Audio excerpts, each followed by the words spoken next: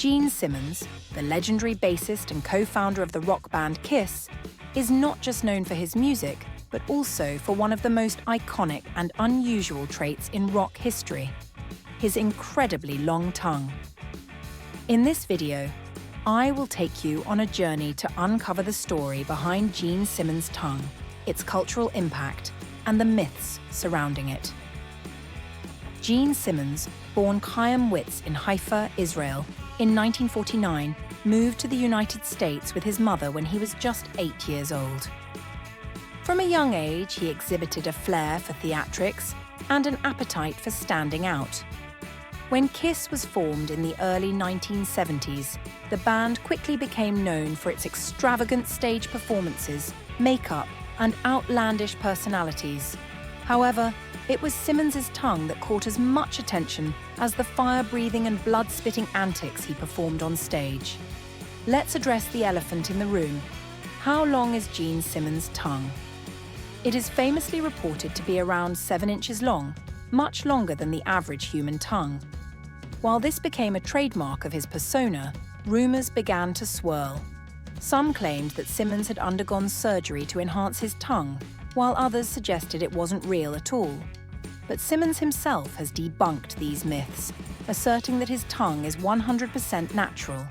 His unique feature quickly became a symbol of his outrageous rock and roll persona. The tongue was more than just a physical feature, it became a marketing tool. Simmons often used it as part of Kiss's branding, sticking it out for photos, album covers, and live performances. It helped solidify the band's reputation as edgy and over the top. In interviews, Simmons has joked about how his tongue played a role in his personal life, contributing to his reputation as a ladies' man. The cultural impact of Gene Simmons' tongue is undeniable. It's so iconic that it's been parodied in movies, cartoons, and even Halloween costumes. For example, fans of Family Guy may recall Peter Griffin's exaggerated impression of Simmons, tongue included. The tongue became a symbol of rebellion, humor, and individuality, embodying the spirit of rock and roll. But where did Simmons' fascination with this trait come from? Some speculate it was inspired by his love for comic book characters who often had exaggerated features. Simmons has always been a fan of comic books and their larger-than-life heroes and villains, and Kiss as a band drew heavily from that aesthetic. The tongue, like his demon persona, fit perfectly into the theatrical world Kiss created. Of course, not everyone loved it. Critics of Kiss's antics often dismissed the tongue as part of a gimmick that overshadowed the music. But Simmons never cared. For him, it was all part of the show. And in the world of rock and roll, spectacle is just as important as sound. Gene Simmons' tongue is more than just a physical anomaly.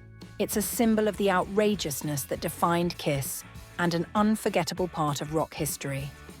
Whether you see it as a quirky feature or a brilliant piece of self-marketing, there's no denying its impact.